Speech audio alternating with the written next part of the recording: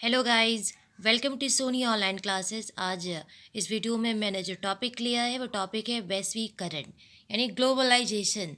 Globalisation क्या होता है?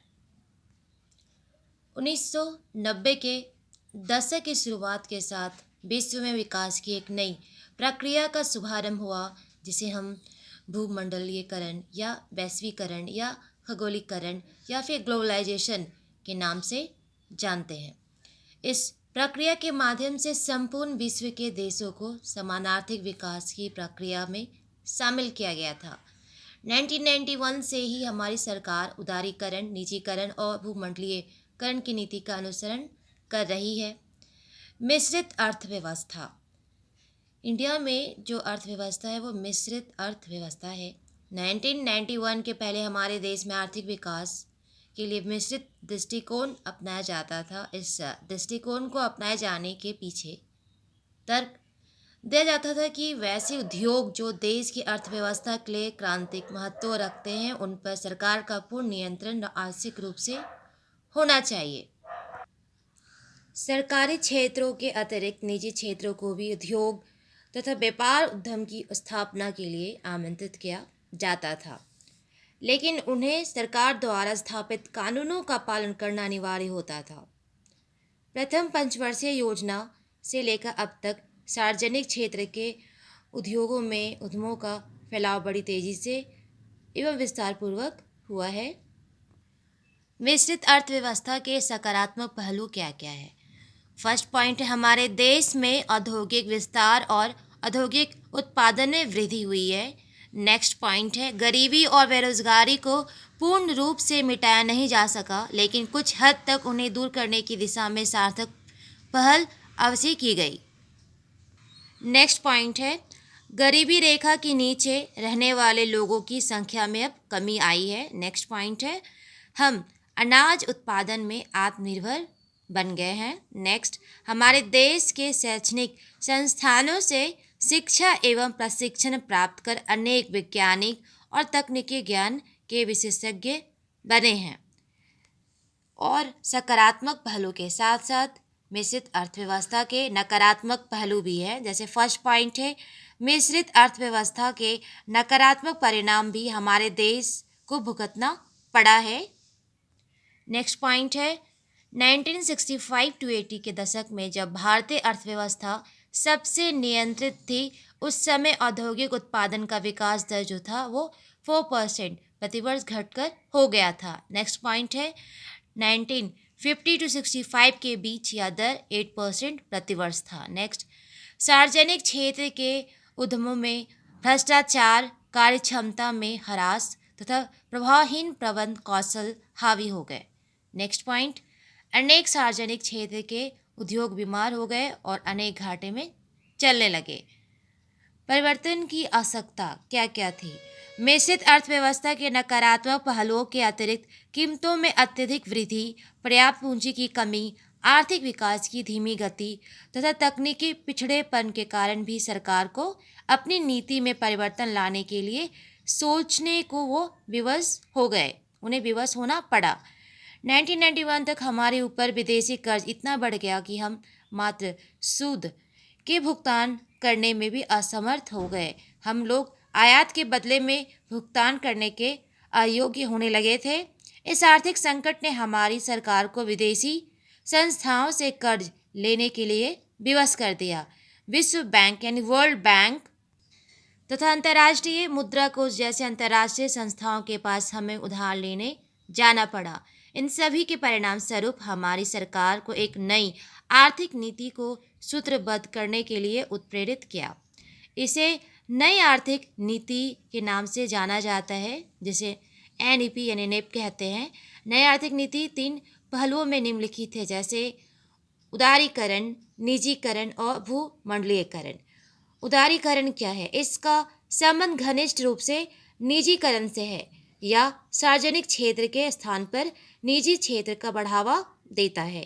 पहले जो अनेक कार्य सार्वजनिक क्षेत्र के उद्यमों द्वारा किए जाते थे, वे अब निजी क्षेत्र के उद्यमों द्वारा किए जाते हैं। पहले निजी क्षेत्रों को अनेक प्रकार के सामानों के उत्पादन के लिए सरकार से अनुमति प्राप्त करना आवश्यक होता था, कंपलसरी होता था। लेकिन अब इस नियम को कतिपय सामानों जैसे शराब, सिगरेट, घातक रसायनों, विस्फोटक सामग्रियों, इलेक्ट्रॉनिक गुड्स और एरोस्पेस, दवा एवं औषधीय सामग्रियों को छोड़कर सभी सामानों के उत्पादन को निजी क्षेत्र के लिए स्वतंत्र कर दिया गया है। नेक्स्ट जो पॉइंट है, निजीकरण। निजी क्षेत्रों को अन्य कानूनों से स्वतंत्र कर दिया गया है। जैसे निजी क्षेत्रों को अब सरकार से लाइसेंस प्राप्त करना आवश्यक नहीं रहा, अब कंपलसरी नहीं है। नेक्स्ट पॉइंट है, कच्चे माल मंगवाने के लिए सरकार से आदेश प्राप्त करना भी अब आवश्यक नहीं रह गया है। नेक्स्ट, मूल्य निर्धारण एवं वितरण के लिए सरकार से अनुमति प्राप्त करना आवश्यक नहीं रहा। नेक्स्ट, बृहत वाणिज्य कंपनियों के निवेश पर अब कोई प्रतिबंध नहीं रहा। नेक्स्ट जो पॉइंट है, भूमंडलीयकरण या वैश्वीकरण यानी ग्लोबलाइजेशन। वैश्वीकरण प्रक्रिया का सरल शब्दों में अर्थ अपनी अर्थव्यवस्था को विश्व की अर्थव्यवस्था के साथ जोड़ देना है। दूसरे शब्दों में हम कह सकते हैं कि अपनी अर्थव्यवस्था को वैश्विक अर्थव्यवस्था में शामिल कर लेना ही वैश्वीकरण यानी ग्लोबलाइजेशन कहलाता है। भूमंडलीकरण की प्रक्रिया कई स्तरों पर होती है। इसके कुछ एग्जाम्पल्स है, जैसे दूसरे देश के उत्पादनकर्ता हमारे देश में आकर अपनी सेवा और सामान बेचने के लिए स्वतंत्र है। नेक्स्ट पॉइंट, हमारे देश के उत्पादनकर्ता भी विदेशों में जाकर अपनी सेवा और सामग्री बेच सकते हैं। नेक्स्ट पॉइंट, विदेशी पूंजीपति हमारे देश में पूंजी लगाकर उद्यमों की स्थापना कर सकते हैं। नेक्स्ट, हमारे देश के पूंजीपति विदेशों में पूंजी लगाकर उद्यमों की स्थापना कर सकते हैं। नेक्स्ट पॉइंट है, भूमंडलीकरण का संबंध केवल पूंजी के वैश्विक गति से नहीं है, बल्कि इसका जो संबंध है, जो रिलेशन है, वो वैज्ञानिक, तकनीशियन तथा श्रमिकों को एक देश से दूसरे देश काम करने के लिए जाने से भी है। तो निष्कर्ष क्या निकलता है? पहले हमारे देश की सरकार द्वारा अपने घरेलू उत्पादकों को सुरक्षा प्रदान करने की दृष्टि से सामानों के आयात पर प्रतिबंध लगाया गया था। इस प्रतिबंध के कारण देश में तकनीकी क्षमता का विकास हुआ। नई आर्थिक नीति में भारतीय अर्थव्यवस्था को वैश्विक अर्थव्यवस्था से जोड़ दिया गया। इसके परिणाम स्वरूप पूंजी, तकनीक एवं अनुभव का अप्रतिबंधित विनिमय विश्व के विभिन्न देशों के बीच संभव हो सका। इस नीति का अनुसरण करते हुए हमारी सरकार आयात नीति से संबंधित प्रतिबंधों को समाप्त कर दी है। इसके कारण विदेशी पूंजीपति हमारे देश में पूंजी निवेश करने आ गए हैं। वैश्वीकरण एवं उदारीकरण का क्या प्रभाव पड़ा है? हम लोग रोजगार संरचना में ज़्यादा परिवर्तन नहीं ला पाए, लेकिन संचार क्षेत्रों जैसे टेलीफोन, रंगीन टीवी और कम दामों में इलेक्ट्रॉनिक्स गुड्स की उपलब्धि में हम लोग अच्छी सेवाएं प्राप्त की हैं।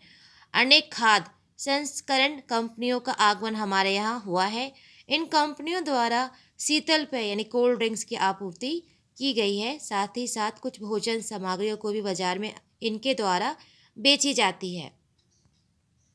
वैश्वीकरण के द्वारा अदृश्य परिवर्तन भी हमारे समाज में लाया गया है। जैसे फर्स्ट पॉइंट है, सामान एवं सेवा के व्यापार में भारत का विश्व के हिस्से में न्यूनतम वृद्धि हुई है। इस क्षेत्र में दूसरे देशों की तुलना में हमारी प्रगति जो है बड़ी धीमी गति से है। नेक्स्ट जो पॉइंट है, भारत में वस्तु एवं सेवा के उत्पादन में विदेशी प्रत्यक्ष निवेश की बढ़ोतरी हुई है। यह बढ़ोतरी 1991 से 174 करोड़ से बढ़कर 2000 में 9338 करोड़ तक पहुंच गई।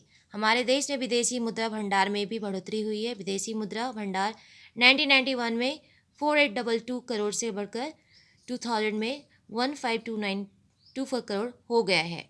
औद्योगिक विकास दर में बढ़ोतरी हुई है, लेकिन यह अपेक्षित स्तर नहीं प्राप्त कर पाया है। विश्व व्यापार संगठन ने वर्ल्ड ट्रेड ऑर्गेनाइजेशन विकासशील देशों में भूमंडलीकरण एवं उदारीकरण की प्रक्रिया को बहुत प्रभावित किया है। WTO की स्थापना 1995 में संयुक्त राष्ट्र के सदस्य देशों के द्वारा की गई थी। इसका मुख्यालय जिनेवा में स्थित है। इस संगठन का मुख्य उद्देश्य विश्व के देशों के बीच अंतर्राष्ट्रीय व्यापार का संचालन खुला, एक समान और गैर विविधात्मक ढंग से करना, यानी कोई भेदभाव नहीं करना है। इस संगठन में शामिल देशों को कुछ सामान्य नियमों का पालन करना पड़ता है, जैसे द्विपक्षीय समझौता, नेक्स्ट आयात कोटा का निर्धारण, नेक्स्ट निर्यात कोटा का निर्धारण और आयात कोटा का निर्धारण। वैश्वीकरण के पक्ष में क्या क्या तर्क दिए गए हैं? अंतर्राष्ट्रीय संगठन, विश्व बैंक, अंतर्राष्ट्रीय मुद्रा कोष, आर्थिक विकास एवं सहयोग संगठन, विश्व व्यापार संगठन इत्यादि वैश्वीकरण प्रक्रिया के साथ है, सपोर्ट करते हैं, उनके समर्थन में है, उन्हें समर्थन करते हैं। नेक्स्ट पॉइंट है वैश्वीकरण गरीब देशों की विकास दर को बढ़ाता है और गरीबी में कमी लाता है। नेक्स्ट पॉइंट है इसके माध्यम से रोजगार एवं राष्ट्रीय आय में वृद्धि होता है क्योंकि इसमें प्रतियोगी उद्योगों के बीच पूंजी का स्थानांतरण होता है। नेक्स्ट पॉइंट है इसके चलते व्यापार में शामिल देशों के लोगों का जीवन स्तर जो है वो ऊंचा हो जाता है। नेक्स्ट पॉइंट है कई विकासशील देश है जैसे मैक्सिको, टर्की, इजिप्ट, थाईलैंड द्वारा वैश्वीकरण के पक्ष में समर्थन दिया गया है। नेक्स्ट पॉइंट है इस प्रक्रिया द्वारा उत्तर आधुनिकवाद का विकास हुआ है। विभिन्न देशों के लोग एक दूसरे की समस्या, संस्कृति, जरूरत इत्यादि से अवगत हो गए हैं। वैश्वीकरण के विरोध में भी बहुत सारे तर्क दिए गए हैं, जैसे इस प्रक्रिया के कारण बाजार पर राज्य का नियंत्रण समाप्त हो जाता है। नेक्स्ट पॉइंट है समाज आधारित मूल्य के स्थान पर बाजार आधारित मूल्य स्थापित हो जाती है। नेक्स्ट पॉइंट है उपभोक्तावाद को बढ़ावा देता है। नेक्स्ट है वैश्वीकरण नारियों को विज्ञापन की सामग्री बना दिया है। नेक्स्ट है यह प्रक्रिया देह व्यापार को बढ़ावा देती है। नेक्स्ट है यह प्रक्रिया पूंजीपतियों का समर्थन करती है। नेक्स्ट यह प्रक्रिया अमेरिकी साम्राज्यवाद का विस्तार करती है। नेक्स्ट है यह प्रक्रिया गरीब देशों को के जो नागरिकों को और गरीब बना देती है। नेक्स्ट है इसमें असमानता का बढ़ावा मिलता है। नेक्स्ट है यह प्रक्रिया श्रमिक संगठन विरोधी भी है। तो गाइज इस वीडियो में हम वैश्वीकरण का पूर्ण रूप से स्टडी किए, डिस्कशन किए। फिर मिलते हैं नई वीडियो में नई टॉपिक के साथ। जय हिंद।